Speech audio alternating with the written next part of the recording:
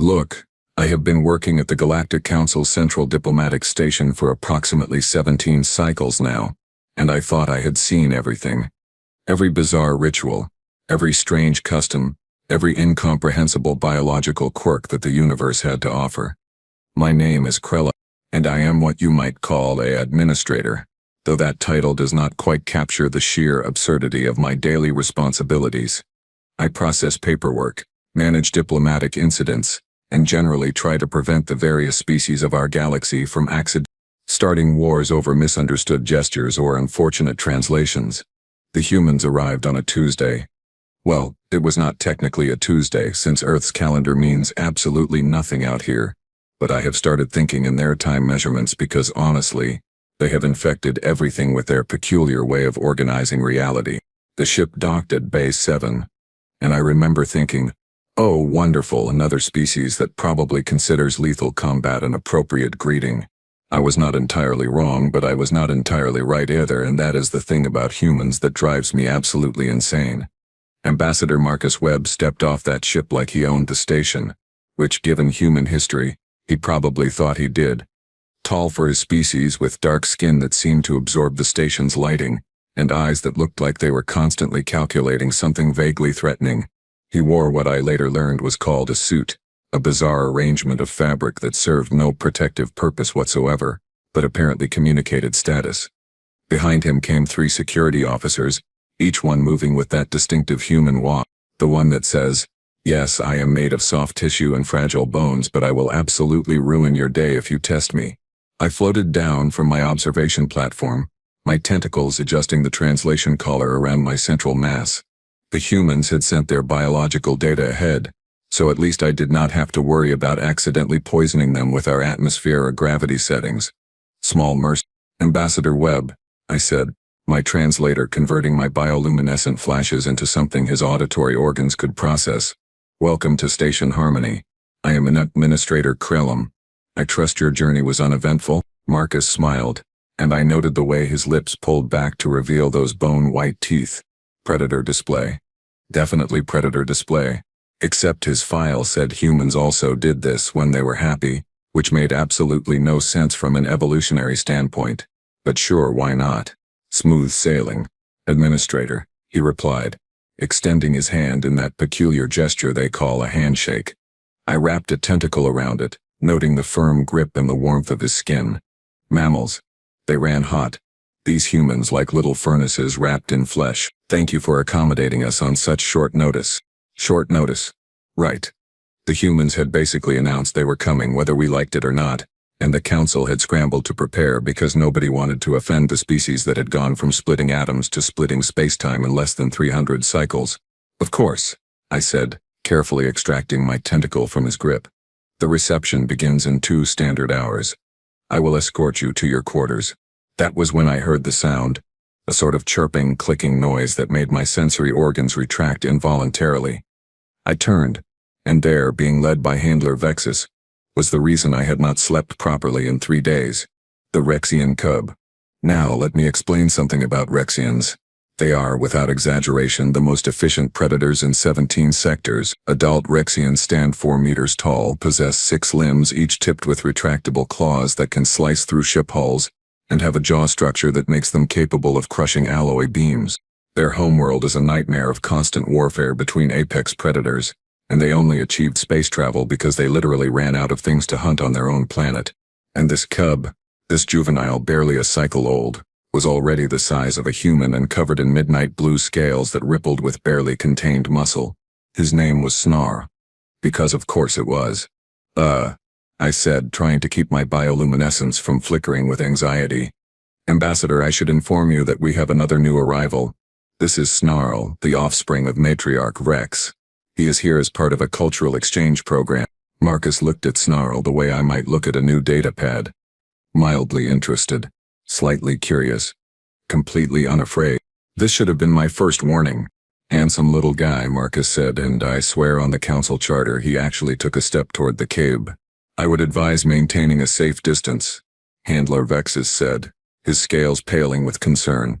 Snarl is well trained, but he is still young, and his hunting instincts are, shall we say, enthusiastic. Oh, I grew up with dogs, Marcus said as if that explained anything. Big ones too. I know how to handle a puppy. A puppy. He called a Rexian cub a puppy. I made a mental note to request hazard pay. The reception hall was decorated in what the cultural committee considered neutral aesthetics, meaning it was a bland mix of every species' idea of pleasant, which resulted in something that pleased absolutely nobody. The humans did not seem to mind. They never seemed to mind anything, really. They just adapted, made jokes, and moved on. Snarl was there too, staying close to Handler Vexus, but watching everything with those vertical slit pupils that marked him as a predator. The cub had been remarkably well behaved, all things considered. He had not tried to hunt any of the smaller species, had not challenged anyone to combat, and had only broken 3 decorative pillars while playing. Marcus was speaking with Counselor Thress, a pleasant Centaurian who wanted to establish trade routes for human agricultural products. When it happened, Snarl had been circling the room, curious and restless as young predators often are. He approached the human delegation, probably drawn by the smell. Humans apparently smelled like prey to most carnivorous species, which explains so much about their survival instincts, or lack thereof. The cub got too close. Marcus turned, probably to greet him, and his hand moved in a way that Snarl's hunting instincts interpreted as threatening. The cub struck. It was fast, faster than most species could even perceive. Those jaws opened, revealing rows of serrated teeth designed to tear through hide and bone and clamp down on Marcus's forearm. The entire reception hall went silent. I mean absolutely completely silent. Every conversation stopped. Every being froze. Because we all knew what this meant. A Rexian, even a juvenile, had attacked a diplomatic representative. This was a cause for war. This was species-level retaliation. This was about to get very, very bad. I was already calculating evacuation routes when Marcus did something that made my neural cluster short-circuit. He laughed. Not a cry of pain. Not a scream of terror. He laughed, this deep rumbling sound that seemed to come from his chest, and said, "Ow, hey buddy, that is attached, you know." Snarl released immediately, stumbling backward with his scales flushing white with fear. The cub knew he had done something wrong. Handler Vexus rushed forward, already babbling apologies, but Marcus just held up his uninjured hand. "It is fine," he said, looking at his arm where the cub's teeth had broken skin. Blood, that distinctively red human blood, was seeping through his suit sleeve. "Just a scratch. He is just a kid. A scratch. A Rexian bite. I floated closer, my sensors trying to process what I was seeing. The wound should have removed his entire arm. The bone should have been powder. Instead there were puncture marks. Deep ones, certainly, but the limb was intact. "You need medical attention," I said, my voice probably climbing several frequencies into panic territory. Immediately, Vexian saliva contains multiple toxins that— "I will be fine," Marcus interrupted, pulling a small cloth from his pocket and pressing it against the wound. "Had worse from my sister's cat. Listen, the little guy did not mean anything by it. No harm done. No harm done. No harm done." The Rexian had just bitten a human ambassador, and he was treating it like a minor inconvenience. And that, right there, was when I realized that everything I thought I knew about threat assessment was about to be completely upended. Dr. Pillex arrived within minutes, her medical kit hovering beside her on anti-grav stabilizers. She was a Korthan, which meant she had 6 eyes and absolutely no patience for stupidity. She took one look at Marcus's arm, then at Snarl, then back at the arm, and her facial membranes rippled in what I recognized as extreme confusion. "You are still conscious," she said flatly. "Yep," Marcus replied, peeling back the cloth to show her the wound. "Hurts a bit, though. Probably should clean it out." Pillax scanned the injury with 3 different devices, each one beeping in ways that sounded increasingly confused. "This is impossible. The structural integrity of your skeletal system should have failed. The toxins in Rexian saliva are designed to break down cellular walls in prey species. You should be experiencing complete circulatory collapse right now." Marcus shrugged with his uninjured shoulder. "My immune system is pretty aggressive, probably already fighting off whatever he put in there. Do you have something for the pain, though?" "Not gonna lie. This stings like hell." "Stings," Pillax repeated, her translator struggling with the emphasis Marcus placed on the word. "You describe a Rexian bite as stinging." "Well, yeah," Marcus said, wincing slightly as she began cleaning the wound. "I mean, it is not pleasant, But it is not like he got me with those back teeth. Those look nasty. This was more of a warning nip. A warning nip.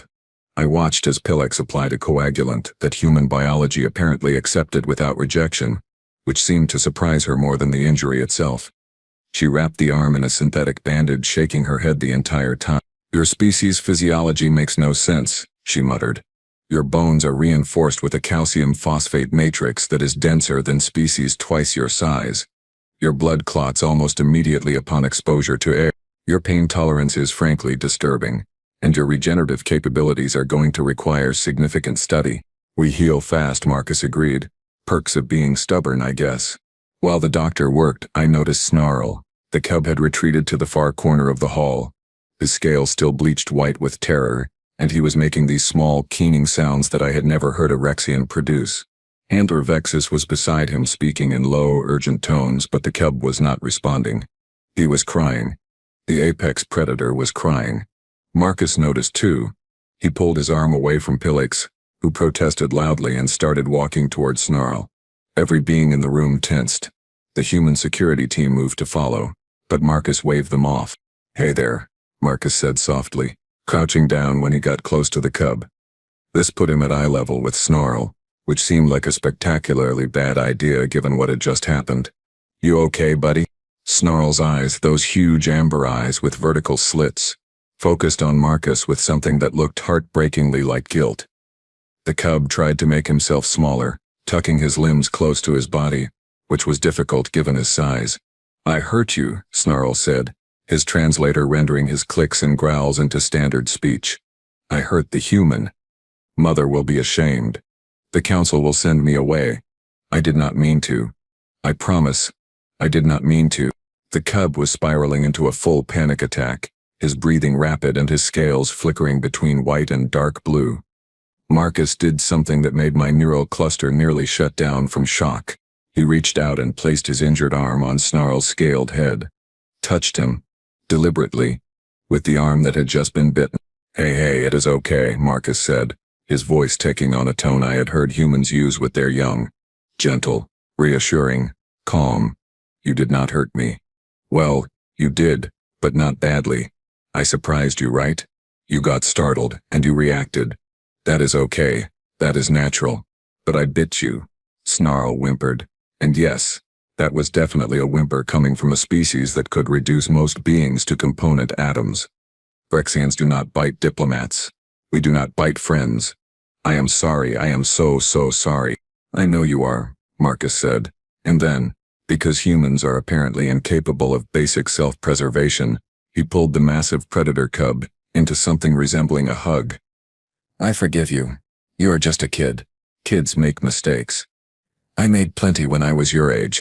I need to explain something about Rexians and why this entire scene was causing me to question everything I thought I understood about the universe. 3 cycles ago, a Rexian hunting party accidentally wandered into Pelian territory. The Pelians are a peaceful species, herbivores, completely non-threatening. They tried to establish communication. The Rexians, operating on pure instinct, killed 17 Pelians before the situation was contained. It took 2 years of negotiations and 3 metric tons of precious metals to prevent a sector-wide conflict. 2 cycles ago, a single adult Rexian escaped containment on a trading station. The casualty count reached 43 before security managed to subdue it with weapons that were technically banned by the council charter. The station had to be evacuated and decontaminated. 1 cycle ago, the council officially classified Rexians as Category 5 hazards, requiring constant supervision and multiple containment protocols whenever they left their homeworld. The vote was unanimous. Rexians were dangerous, period. End of discussion. And here was Marcus Webb, human ambassador, bleeding from a Rexian bite, hugging the creature that attacked him and telling it everything was fine. Counselor Thress floated over to me, her crystalline structure refracting the hall's lights into nervous patterns. "Callum," she said quietly. "Is the human experiencing some form of neurological damage? Should we sedate him for his own safety?" "I honestly have no idea," I admitted. His medical files indicated normal psychological function, but clearly something is very wrong here. "Nothing is wrong," came a voice beside us. One of Marcus's security officers, a woman named Officer Chen, had apparently been eavesdropping. She was shorter than the ambassador, with black hair pulled into a tight configuration and a facial expression that suggested she found our confusion amusing. "The ambassador is fine," the kid apologized. "It is handled." "It bit him," Thress said, her voice climbing several octaves. "A Rexian bit him, and he is treating it like a social faux pas." Officer Chen smiled. That same predator display that humans insisted meant happiness. "My neighbor's kid bit me once during a playdate, broke skin and everything. Kids do that sometimes when they are scared or overstimulated. You correct them. They apologize, everybody moves on. Your species allows its young to engage in combat?" I asked, fascinated despite my horror. "It is not combat," Chen said, laughing. "It is just kids being kids. They do not have impulse control yet. You teach them, they learn. It is fine." It was not fine. Nothing about this was fine. But Marcus was still holding Snarl, who had stopped whimpering and was now making a completely different sound. Something like a purr, mixed with a rumble. The cub's scales had returned to their normal midnight blue, and he was leaning into the human's embrace like Marcus was not made of fragile tissue that could be shredded with minimal effort. "Feel better?" Marcus asked. "Yes," Snarl said, his voice small. "You really forgive me?" "Absolutely," Marcus said. "But maybe next time, just use words when something scares you, okay? Your teeth are sharp." "Okay," Snarl agreed. "I promise. I will use words." Andrew Vexus looked like he might collapse from relief. "Ambassador Webb, I cannot express how grateful I am for your understanding. The matriarch will hear of your mercy. This will not be forgotten." "Seriously, it is no big deal," Marcus said, standing up and wincing slightly. "Though I might need Pelex to give me something stronger for the pain. This is starting to throb, because you have a Rexian bite on your arm." Pelex shouted from across the room. "A Rexian bite that you have been ignoring while you comfort your attacker. Human biology is insane, but your psychology is worse." The reception attempted to resume, but the atmosphere had fundamentally changed. Every species representative was now watching, Marcus with a mixture of fear, confusion, and morbid curiosity. I found myself drifting between conversations, listening to beings try to process what they had just witnessed. "My cousin works on a human colony ship," a Drellian merchant was saying to a group of Zentari traders. "She said humans keep predators as companions, on purpose, in their homes, with their offspring." "That cannot be true," one of the Zentari replied, their antennae twitching skeptically. "It is absolutely true," the Drellian insisted. "They call them pets, domesticated predators that they feed and shelter and treat like family members.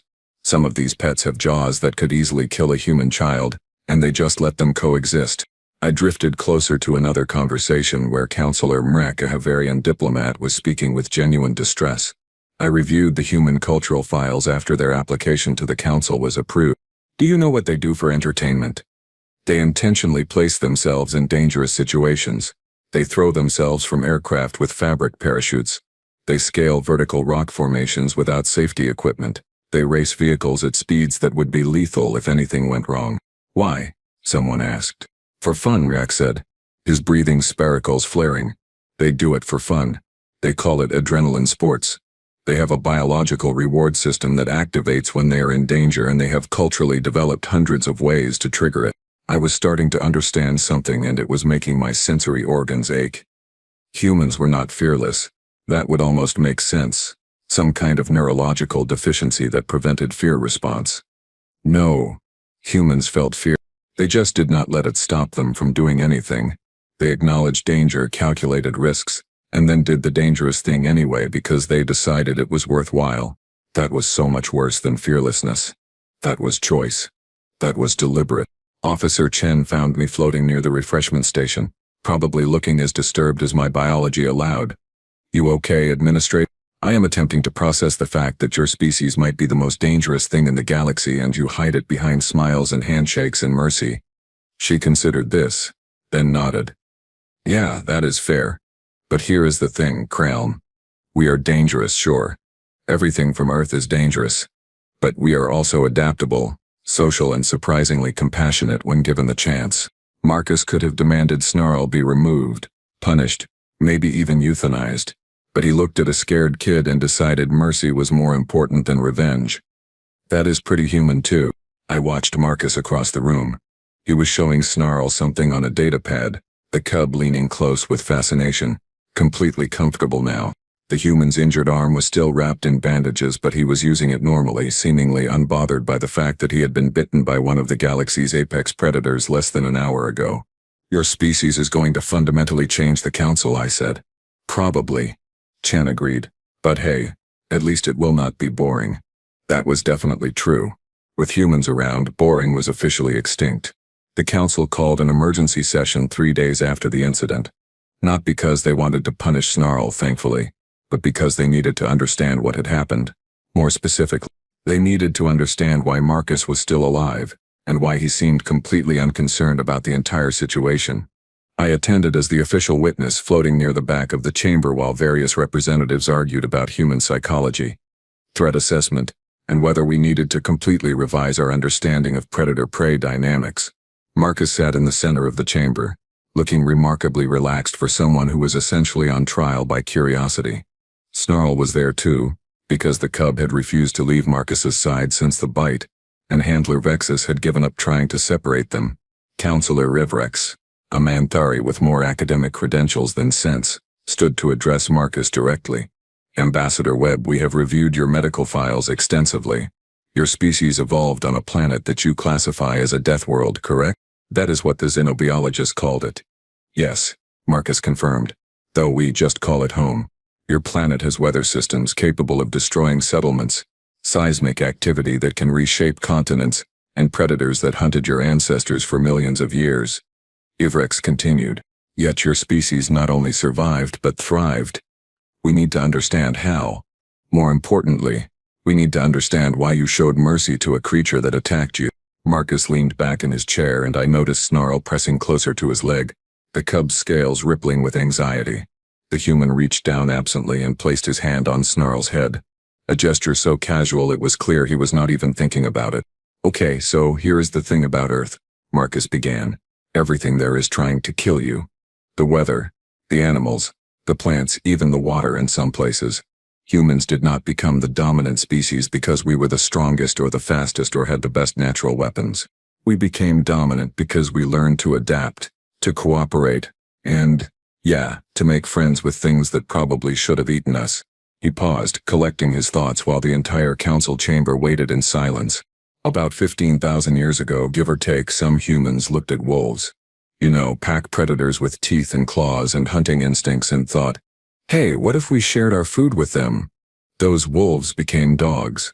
Now we have hundreds of breeds, from tiny ones that fit in your hand to massive ones that weigh as much as a human. They live in our homes, sleep in our beds, play with our children. My family had 3 growing up." Counselor Rex's breathing spiracles flared in distress. "You allowed predators near your offspring?" "They were not predators anymore," Marcus explained patiently. "Well, they were, but they were our predators. They protected us. They helped us hunt. They warned us of danger. We evolved together. Dogs literally changed their facial structure over generations to communicate better with humans. They look at us the way wolves never did. It is called domestication, and we got really, really good at it." "Dogs are not the only example," Officer Chen added from her position near the chamber entrance. "We have cats, which are obligate carnivores that hunt for sport. We have horses, which are prey animals we convinced to let us ride on their backs. Some humans keep snakes, lizards, spiders, even insects as companions.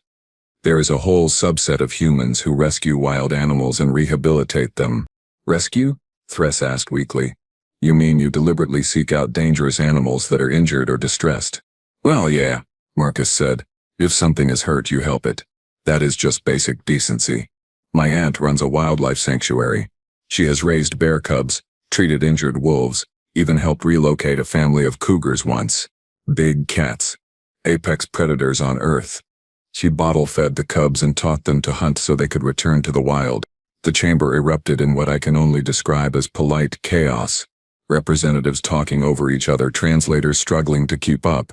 Everyone trying to process the idea that humans voluntarily interacted with creatures that could kill them. "But you're young," Ivrex pressed, clearly disturbed. "Surely you protect your offspring from danger." Marcus laughed. Actually laughed, and I saw several council members recoil. "Oh, we try, but human kids are basically indestructible. They fall out of trees, crash their transport bikes, break bones, get bit by things and they just heal up and do it again. It is part of growing up. You learn by doing, even if doing sometimes means getting hurt. He gestured to his bandaged arm. When I was 8, my neighbor's dog bit me. Not as bad as this, but still broke skin. You know what happened? My parents cleaned it, made sure I was okay, and then explained that I had scared the dog by approaching too fast. I learned, the dog learned. We became best friends after that. His name was Rocky. I still miss that dog. You befriended the creature that injured you, I said, speaking up from my position. It was not a question, more of a statement of disbelief. He did not mean to hurt me, Marcus said simply. Just like Snarl did not mean to hurt me. They were scared, they reacted on instinct, and then they felt bad about it. How is that different from any other social interaction that goes wrong? You apologize, you forgive, you move forward. Snarl made a small sound, something between a whimper and a chirp. Marcus looked down at him, and the expression on the human's face was something I had trouble quantifying. Affection, certainly. Protectiveness. Fondness. Besides, Marcus continued, look at him. He's just a kid. Yeah, he has got teeth and claws and could probably tear through hull plating if he wanted to, but he is also curious, playful, and learning how to exist in a society that is very different from his homeworld. He made a mistake. Kids make mistakes. That is how they learn. On Earth, children engage in what you call play fighting. Counselor Evrek said, reading from a data pad. They physically grapple with each other, sometimes causing minor injuries, and this is considered normal development? Yep, Marcus confirmed. Roughhousing, we call it. Kids push boundaries, test limits, figure out how strong they are and how to control it. Some cultures have formal martial arts training starting at age 5 or 6. You learn to take hits, give hits, and most importantly, when to stop. Chen spoke up again. My nephew is 4. Last month he tried to fight a goose. Got bit on the hand. Cried for 5 minutes, then wanted to go back and try again. We had to explain that geese are mean and you should leave them alone. He learned. That is childhood. A goose, Mick repeated faintly. What is a goose? Aggressive waterfowl, Chen said cheerfully. Terrible animals. Beautiful but terrible. They guard their nests by attacking anything that gets close. Humans still keep them as pets sometimes. Over the next hour, Marcus explained Earth's ecosystem in detail that made several council members request medical attention. He talked about sharks, ocean predators with rows of teeth that some humans swam with for research and recreation. He mentioned bears, massive omnivores that occasionally wandered into human settlements, and how most encounters ended with humans just making noise until the bear left. He described something called Australia, which sounded like a concentrated nightmare continent where everything was venomous, and yet millions of humans lived there happily. He mentioned crocodiles, ambush predators that could death roll prey underwater, and how humans had learned to coexist with them through respect and careful management. We have zoos, Marcus said, places where we keep dangerous animals so people can observe them safely. Educational facilities. Children visit them on field trips. They stand meters away from creatures that could kill them easily, separated only by barriers, and they learn about biology, ecology, conservation. Why? I asked, genuinely confused. Why would you want your offspring to observe things that could harm them? Because understanding something is the first step to respecting it, Marcus said. Fear without understanding is just terror. But if you learn about something, understand why it behaves the way it does, you can make informed decisions. You can appreciate it without being paralyzed by fear. Snarl had fallen asleep at some point during Marcus's explanation, his large body curled against the human's chair, breathing slowly and deeply. Marcus kept one hand on the cub's scales, an unconscious gesture of comfort and connection. The thing about humans, Marcus said quietly, is that we spent millions of years being prey. We were not always at the top of the food chain. We got hunted, killed, eaten. But we learned, adapted, invented tools and fire and weapons. We turned the tables. And then, instead of exterminating everything that threatened us, we decided some of them were worth keeping around, worth protecting, worth loving. He looked down at Snarl with unmistakable affection. This cub is one of the most dangerous creatures I have ever met. But he is also smart, emotional and capable of remorse. He apologized, genuinely apologized. That tells me he has got the capacity for growth, for change. So yeah, he bit me. He also felt terrible about it. That is the foundation of friendship right there. The council chamber was quiet for a long moment. I found myself processing something profound and deeply unsettling. Humans were not dangerous because they were fearless. They were dangerous because they looked at fear, acknowledged it, and then decided it was not going to stop them from doing what they thought was right. They had turned predators into companions through patience and food. They had survived a Deathworld by being more stubborn than everything trying to kill them. And now they were out in the galaxy extending that same bizarre philosophy to alien species. We are going to have to rewrite every protocol, Thress said softly beside me. Yes, I agreed. Yes, we are. Marcus stayed on the station for 3 more weeks. During that time, Snarl followed him everywhere. The cub learned to moderate his strength, to play gently, to communicate with words instead of instinct. Marcus taught him card games, introduced him to human music, which Snarl found fascinating, and even started teaching him basic Earth languages. I watched them together constantly, taking notes, trying to understand the mechanism behind this impossible friendship. What I realized was simple and terrifying. Humans did not see Snarl as a threat. They saw potential. They saw a person. That was humanity's real power, not their durability or their adaptability or their ridiculous pain tolerance. It was their ability to look at something alien and dangerous and see a friend waiting to happen. The galaxy was going to change. The council was going to change. We had spent millennia building walls between species, establishing categories and protocols and safety measures. Humans were going to ignore all of that and make friends anyway. And somehow, against all logic and reason, it was going to work. Because if a human could turn a Rexian cub into a companion through nothing but patience and kindness, what else were they capable of? I filed my reports, updated my observations, and wondered what the universe was going to look like in 100 years. Different. Certainly. Probably chaotic. Definitely more interesting. The humans had arrived, and they were bringing their impossible philosophy of befriending danger with them. The council could either adapt or get left behind. 6 weeks later, I found myself reviewing the updated council protocols while watching Marcus Webb walk through the station's gardens with Snarl trotting beside him like an oversized, scaly dog. The cub had grown noticeably in that short time, now nearly matching Marcus in height when on all 6 limbs, but he stayed close to the human with an almost embarrassing devotion. "Fetch," Marcus called, throwing a magnetic sphere across the garden. Snarl launched himself after it with terrifying speed, his claws tearing up the decorative ground cover that the maintenance crew had just replaced for the 3rd time this week. I pulled up the new regulations on my datapad, reading through amendments that still made me question reality. Section 7, subsection 12 now read, "Human personnel are authorized to interact with Category 5 hazard species without standard containment protocols, provided they sign a waiver acknowledging that the Council cannot be held responsible for injuries resulting from what humans call poor life choices." The legal team had fought that wording for 2 weeks. The humans had insisted. They want.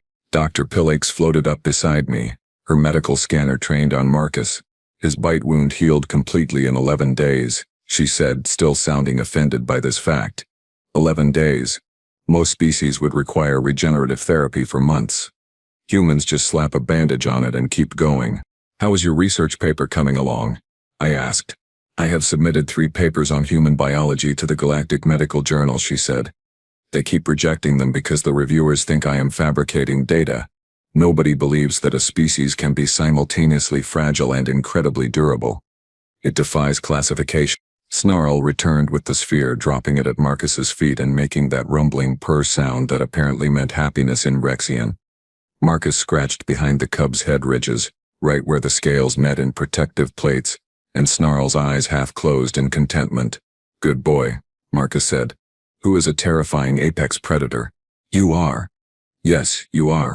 Counselor Thress materialized beside us, her crystalline form refracting anxiety.